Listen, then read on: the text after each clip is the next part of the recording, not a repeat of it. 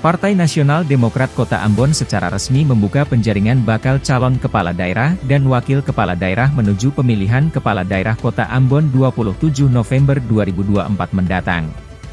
Proses pengambilan hingga pengembalian formulir pendaftaran akan berlangsung selama 7 hari, dimulai dari tanggal 1 hingga 7 Mei tahun 2024. Ketua DPC Nasdem Kota Ambon, Mourits Tamaela mengatakan, tahapan ini dikemas dalam tagline Nasdem Memanggil. Itu artinya, seluruh putra-putri terbaik yang ada di Kota Ambon diberi kesempatan yang sama untuk mencalonkan diri di Nasdem. Dijelaskan, Nasdem baru memulai membuka penjaringan Bacalkada karena sebelumnya harus menunggu petunjuk pelaksanaan maupun petunjuk teknis dari DPD maupun DPP di pusat. Anggota DPRD Kota Ambon itu mengaku, selain Kota Ambon, penjaringan pun dibuka secara serentak di 10 kabupaten kota lainnya yang ada di Maluku. Dia berharap, kader-kader bangsa terbaik di Kota Ambon bisa mendaftar sesuai dengan jadwal yang sudah ditentukan Nasdem.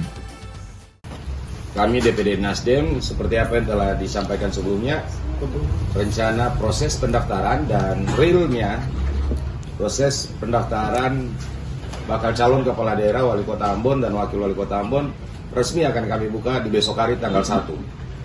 Berdasarkan surat edaran dari Dewan Pimpinan Pusat yang ditindaklanjuti dengan rapat diperluas Dewan Pimpinan Wilayah dengan seluruh DPD Kabupaten Kota Semaluku kemarin, itu telah diinstruksikan untuk dilakukan pembukaan pendaftaran serempak dari tanggal 1 Mei sampai dengan tanggal 7 Mei. Jadi waktunya hanya 1 minggu untuk proses pendaftaran.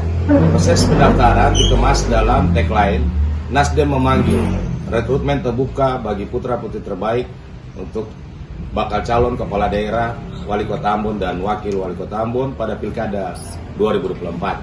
Berkaitan dengan itu sudah diformatkan untuk terdiri dari 7 orang organik yang bertanggung jawab di dalam. Download Tribun X sekarang, menghadirkan lokal menjadi Indonesia.